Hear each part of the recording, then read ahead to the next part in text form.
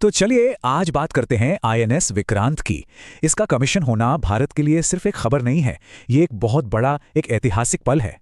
ये सिर्फ एक जंगी जहाज नहीं है, ये भारत की इंजीनियरिंग ताकत और हिंद महासागर में अपने इरादों का एक जबरदस्त ऐलान है। जरा इस नंबर पर गौर कीजिए। 45,000 टन ये विक्रांत का वजन है और ये आंकड़ा इसे भारत में बना अब तक का सबसे बड़ा युद्धपोत बनाता है। बस इसी एक नंबर से इस उपलब्धि के विशाल होने का अंदाजा लग जाता है। तो आज हम किन किन चीजों पर नजर डालेंगे। सबसे पहले समझेंगे कि ये इतनी बड़ी उपलब्धि क्यों है। फिर बात करेंगे इस नाम के पीछे की विरासत की। हम देखेंगे कि भारत का ये स्वदेशी जहाज कितना विशाल है। और हाँ, उस बड़ी बहस पर भी आएंगे कि क्या आज के जमाने में ऐसे कैरियर्स की जरूरत है भी या नहीं। और आखिर में भारत की समुद्री रणनीति के लिए इसके क्या मायने हैं, ये भी जानेंगे। चलिए शुरू करते हैं पहले पॉइंट से। देखिए, नया विक्रांत कोई आम जहाज नहीं है। ये भारत का पहला, और इस पर जोर देना जरूरी है, पहला स्वदेशी रूप से डिजाइन और तैयार किया गया विमानवाहक पोत है। यह वाकई में एक नए दौर की शुरुआत है। और जब हम स्वदेशी कहते हैं तो इसका मतलब है कि यह पूरी तरह से एक घरेलू कोशिश है।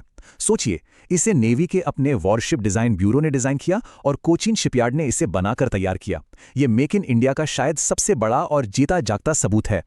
अब आते हैं इस नाम पर, विक्रांत। यह सिर्फ एक नाम नहीं है, इसके पीछे एक पूरा इतिहास है, एक वजन है। संस्कृत से लिया गया ये शब्द जिसका मतलब है साहसी, और ये नाम हमें कई दशक पीछे ले जाता है। जो असली पहला विक्रांत था ना, वो 1961 में कमीशन हुआ था। वो अपने आप में एक लेजेंड था। 1971 की जंग में तो उसने कमाल ही कर दिया।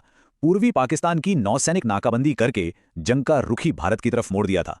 पूरे 36 साल की शानदार सर्विस के बाद 1997 में उसे अलविदा कहा गया। और 1971 में उस पर कितना ज्यादा दबाव था, ये इस बात से समझा जा सकता है। 1965 की जंग में विक्रांत बॉम्बे हार्बर में ही था। अगर 1971 में भी ऐसा ही होता तो लोग उसे एक सफेद हाथी कहने लगते, मतलब एक महंगी बेकार चीज। तो इस बार विक्रांत को एक्शन में दिखना ही था। यह नौसेना की इज्जत का सवाल था और उसने कर दिखाया। तो ये तो थी उस विरासत की बात। अब आते हैं आज पर। जो नया आधुनिक विक्रांत है वो आज की भारतीय इंजीनियरिंग का एक जीता जागता चमत्कार है। यह अपने आप में एक प्रतीक है जो दिखाता है कि तब से लेकर अब तक भारत ने कितनी लंबी छलांग लगाई है। जरा इन दोनों की तुलना देखिए, फर्क साफ नजर आता है। वजन दुगने से भी ज्यादा है, लंबाई ज्यादा है और ज्यादा हवाई जहाज ले जा सकता है। लेकिन सबसे बड़ी और सबसे जरूरी बात क्या है? पहले वाला ब्रिटिश निर्मित था और ये पूरी तरह से भारतीय निर्मित है। ये है वो असली छलांग।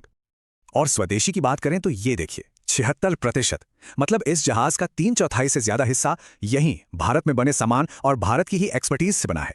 यह दिखाता है कि मेक इन इंडिया सिर्फ एक नारा नहीं, हकीकत है। और कुछ और आंकड़े देखिए जरा। 2300 किलोमीटर केबलिंग, इतना लंबा कि दिल्ली से चेन्नई पहुंच जाए। 2300 अलग अलग कमरे और डिब्बे हैं इसमें, और इसे बनाने में करीब 550 भारतीय कंपनियों ने अपना योगदान दिया। मतलब ये सिर्फ एक जहाज नहीं है, ये अपने आप में एक पूरी इंडस्ट्री है।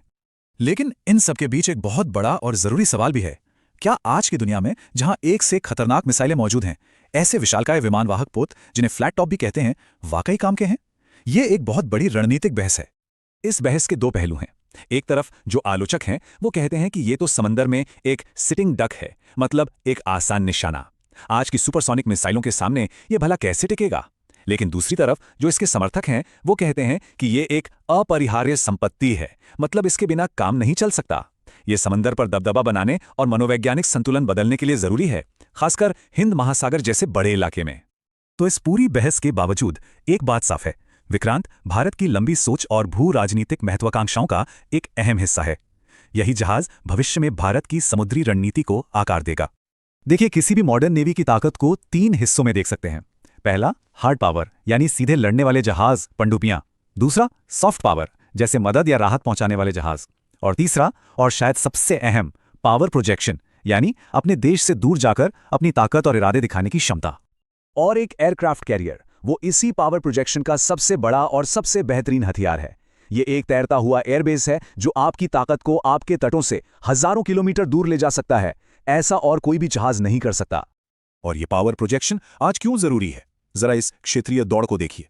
भारत का प्लान 3 एयरक्राफ्ट कैरियर रखने का है, वहीं चीन का लक्ष्य 2049 तक 6 कैरियर बनाने का है। ये सिर्फ नंबरों का खेल नहीं है, ये हिंद महासागर में प्रभाव और नियंत्रण की दौड़ है, जहां से दुनिया का बहुत बड़ा व्यापार गुजरता है।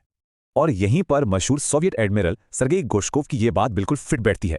उनका मानना था कि समुद्री ताकत का इस्तेमाल आज की ज़रूरतों के हिसाब से नहीं, बल्कि लंबी सोच और जियोपॉलिटिक्स के हिसाब से होना चाहिए। एयरक्राफ्ट कैरियर उसी लंबी रणनीतिक सोच का नतीजा होते हैं। तो आखिर में हम इसी सवाल पर आकर रुकते हैं, किसी राष्ट्र का युद्धपोत उसकी महत्वाकांक्षा के बारे में क्या कहता है। जब भारत INS विक्रांत जैसा विशाल, जटिल और ताकतवर युद्धपोत बनाता है, तो ये दुनिया को अपनी तकनीकी क्षमता, अपनी रणनीतिक सोच और भविष्य के लिए अपने इरादों के बारे में क्या संदेश देता है। ये एक ऐसा सवाल है जो सिर्फ स्टील और टेक्नोलॉजी से कहीं आगे जाता है और एक राष्ट्र के तौर पर भारत के भविष्य के बारे में बहुत कुछ कहता है।